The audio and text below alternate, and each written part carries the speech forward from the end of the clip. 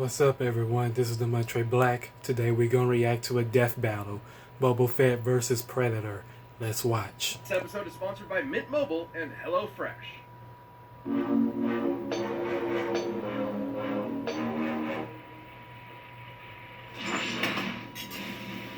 Boba Fett, the greatest bounty hunter from a galaxy far, far away. And the Predator, the monstrous manslayer from beyond the stars. There's nothing quite like the thrill of the hunt, especially when you're chasing that most dangerous game. Not humans, we're talking face-hugging aliens and space wizards. He's Whiz and I'm Boomstick. And it's our job to analyze their weapons, armor, and skills to find out who would win a death battle. Throughout the galaxy, few names are as feared as Boba Fett. When you've got the greatest army of all time cloned after your dad, that's no big surprise. In an incredibly convoluted bid to wrest control of the Galactic Republic, the Sith Lords Darth Sidious and Tyrannus secretly organized the construction of a clone army based on the genetic code of the galaxy's greatest bounty hunter at the time, Jango Fett. On one condition, Jango Unchained got to keep one unaltered clone as his son, Boba, who became a cute little murderer just like his pop. Well, that is, until Jango, let it get to his head. Just as headstrong as his father, Boba swore vengeance on the Jedi and devoted his life to becoming as deadly an assassin as his forebears. Yeah, 'cause the Fetts aren't just random badasses, they're Mandalorians. Basically a society completely dedicated to the art of war. Most of the time. Indeed. In the galaxy's past, Mandalorians have waged war against the Jedi and easily held their own, despite lacking use of the Force. And what's a self-respecting Mandalorian without his Mandalorian armor? Inherited from his dad, Fett's armor is made out of Beskar. Also known as Mandalorian iron, Beskar is one of the strongest materials in the galaxy, tough enough to resist thermal detonator blasts and lightsaber strikes. Even bolts of lightning that can vaporize people aren't enough to harm the armor itself. Fett's helmet has a targeting system, lets him see in infrared, and even has 360-degree vision. And his wrist-mounted vambraces, designed to counteract a Force user's powers, come with a variety of indispensable tools, like a flamethrower, fiber cord whip, mini concussion rocket, laser beam, and forearm blades. But when Fett wants to take his opponent by surprise, he breaks out the kneecap rockets. Not since the butt machine guns has Death Battle seen a weapon so devious. As a living Swiss Army gun, Fett prefers long-range combat. So it helps to have a jetpack for quick getaways, especially one with a rocket that can nuke small spacecraft. He also has his trusty EE-3 carbine rifle and blaster pistol, which is powerful enough to vaporize a dude in one shot. But should an opponent get too close for comfort, or should his jetpack inevitably malfunction, Fett can reacquaint his victims with their maker with his Gatterfy stick, handcrafted by Fett himself as part of a Tusken rite of passage. Kind of like how Jedi make their lightsabers. Add in your classic flash bombs, sonic bombs, gas bombs, motion sensor bombs, and the uber-powerful thermal detonators, and Fetty's basically a one-man army. Thermal detonators can annihilate small buildings and even this giant stone bridge. Based on its size and the number of bombs used, each one should be packing around 3.5 tons of TNT. But his weapons aren't all that make Fett so deadly. He's a master marksman, hand-to-hand fighter, and tactician. He'd need to be to take on the Jedi and steal their sweet, sweet laser swords for himself. He outsmarted the Jedi Master Mace Windu as just a child, and we know he's fought multiple Jedi after the Purge. In the old Legends timeline, he even fought Darth Vader twice. The same Vader who can dogfight at near light speed. That's why he's decked out with all those tools to distract and confuse Jedi and their space magic long enough to get a clean kill. And while he has a professional code of honor, when it comes to combat, Fett will use any underhanded tactics he can think of, perfect for fighting honorable Jedi. As my personal hero once said, silly Jedi. If only he was here right now to kill all these stupid meatbags. That's probably not good. Boba can crumple steel doors with ease, outrace explosions with his jetpack, and was shot through the chest and just walked it off. He was, and I quote, very angry about it. Not even the Sarlacc, the giant monster space vagina itself, was able to hold him, no matter the continuity. Even into middle age, Boba remained a force to be reckoned with. In the older timeline, he led the Mandalorians to victory in the Yuuzhan Vong War, and even trained the Jedi Jaina Solo to defeat her brother, who just so happened to be a Dark Lord of the Sith. I guess even Boba was able to overcome his anti-Jedi prejudices. And then Disney axed all that. But who gives a shit when you're sitting pretty on Jabba's throne like an absolute pimp? Or like a panther? He even managed to defeat Cad Bane in a duel, possibly the greatest bounty hunter the galaxy had ever seen up until that point. Second greatest now is, and look at that dodge, channeling some of that Han shot burst energy I see. So if you ever find yourself in Fett's crosshairs, don't bother running.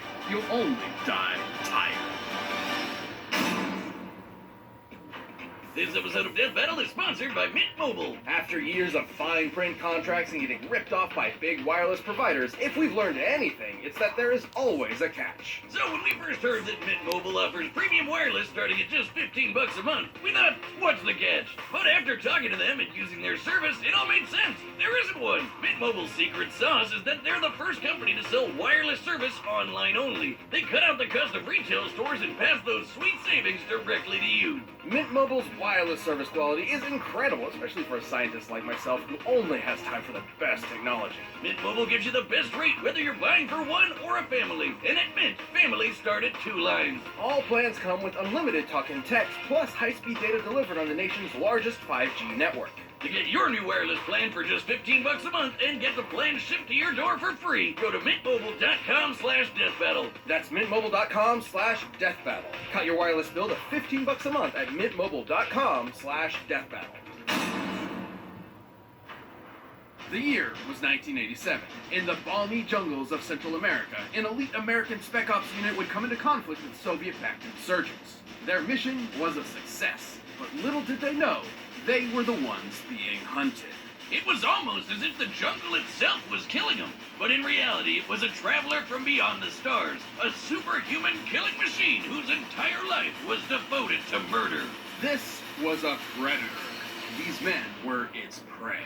And this alien hunter had more than enough gnarly gadgets to take Arnie and his crew down, like the plasma caster, a shoulder-mounted laser cannon. It has a tracking system connected to the Predator's biohelmet, which allows him to see in X-ray, UV, and night vision. This is on top of the Predator's own unique way of seeing, through natural infrared sight.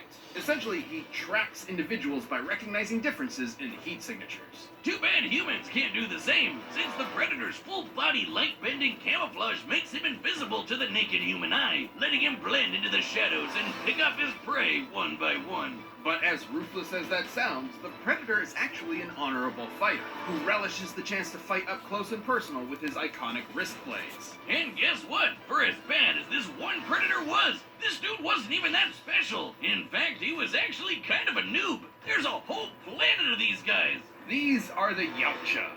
Yautja? Yautja? Yautja? They never actually say it in the movies. Yautja society is based around one thing: hunting. The bigger and deadlier the game, the more honor slaying it brings. Which is why the Predators take on muscly 80s action heroes for breakfast. Just one failed hunt forever dooms a Yautja to humiliation or death.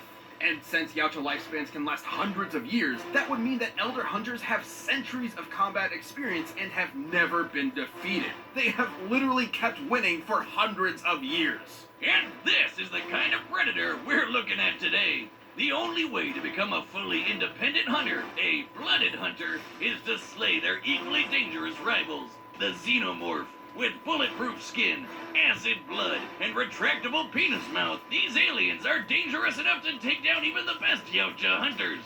Which is why they carry a greatly diversified arsenal compared to the original Jungle Hunter. These more exotic weapons are earned over the course of numerous successful hunts and are proof of a Yautja's mastery and experience. Like the retractable combi sticks, net guns, and controllable smart discs that vibrate at supersonic speeds. Allowing them to kill their ultimate equally dangerous rival, Gary Busey.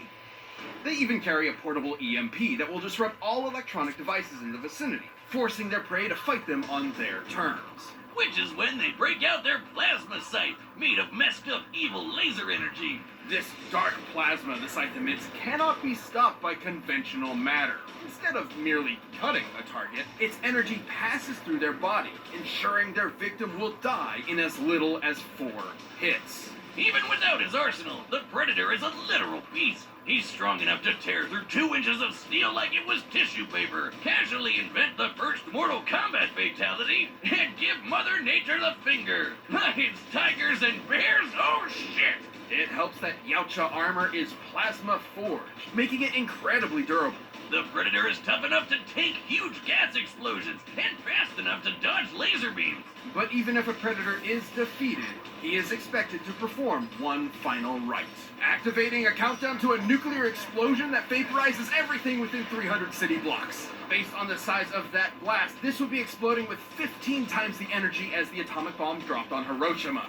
So, when a Pred wants you dead, there's no escape. Not even an army of xenomorphs and their queen are enough to take the toughest predators down. When even Arnold fucking Schwarzenegger shits his pants in your very presence, you know you're as badass as they come. A goddamn sexual Tyrannosaurus. This episode is sponsored by HelloFresh. With HelloFresh, you get farm-fresh, pre-portioned ingredients and seasonal recipes delivered right to your doorstep. Skip the trip to the grocery store and count on HelloFresh to make home cooking easy, fun, and affordable. That's why it's America's #1 meal kit. HelloFresh now has 30 dinner recipes to choose from every single week. That's the most choices of any meal kit. Foolproof step-by-step recipes make a joyful cooking experience and a stress-free summer. Customize your favorite dishes with new Hello Custom offerings by swapping out one protein or side for another. That means more choices, more variety, and more meals truly tailored to you. I know that after a long day of death battling, there's nothing better than having an easy-to-make HelloFresh meal when I get home. Go to HelloFresh.com/DeathBattle16 and use code DeathBattle16 for up to 16 free meals and 3 free gifts. That's HelloFresh.com/DeathBattle16 and code DeathBattle16 for up to 16 free meals and 3 free gifts. HelloFresh, America's #1 meal kit. All right, the combatants are set. We've run the data through all possibilities. It's time for a death battle!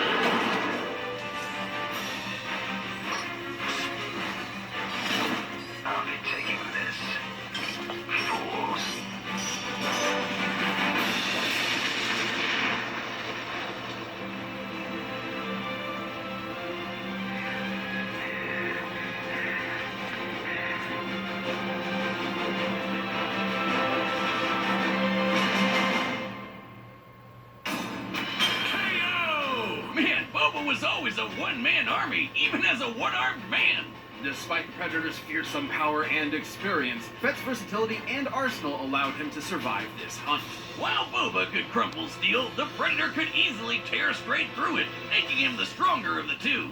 But while the Predator could dodge laser beams, Fett could match Force users with near light speed reactions, making them similar in speed. However, the major difference was durability. While the Predators are definitely tough, Fett's Beskar armor covers more of his body, and would easily resist almost all of a Predator's arsenal. Like the plasma caster, usually hot enough to blast a hole through anything. But you know what else is made of plasma?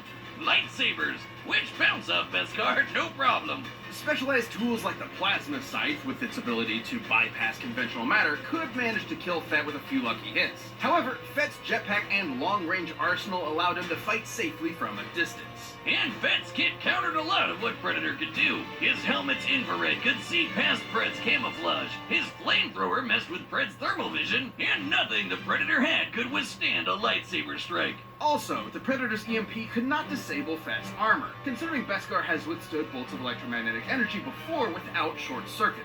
That's not to say the Predator was totally outmatched. He had a lot of similar gear, and a peak Predator would have had centuries of combat experience backing him up. Way more than Boba. However, Fett was generally trickier. Predators fight with a code of honor, and rarely, if ever, employ dirty tactics. While Fett isn't totally without honor, he still employs dirty tactics to win fair fights, and was more likely to outfox the Pred given the chance. Of course, none of that would have mattered had the Predator taken them both out with his nuclear suicide bomb. At its epicenter, it would have been more than powerful enough to fry Fett. At its epicenter. The further away you are from the center of a blast, the less energy you're getting hit with. By our calculations, Boba only needed to get about 50 meters away before the energy he was taking was only about as much as your average thermal detonator, which the Beskar can survive. And given the countdown lasts 40 seconds, there was more than enough time, especially with a jetpack. Hell, Arnie escaped the same attack just by sprinting. But perhaps the most important difference is the scope of their prey. Xenomorphs are definitely deadly, but they're not quite as dangerous as a master Force user who can read minds and throw starships around like they're made of paper. Fett was definitely prepared for anything the Predator could throw at him, even space magic. The Predator was as deadly and skilled as they come, but Fett's cunning, arsenal, and impenetrable armor gave him the win.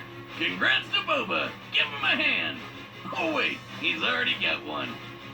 The winner is Boba Fett.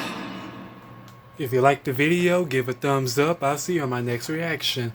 This is the Troy Black. Peace.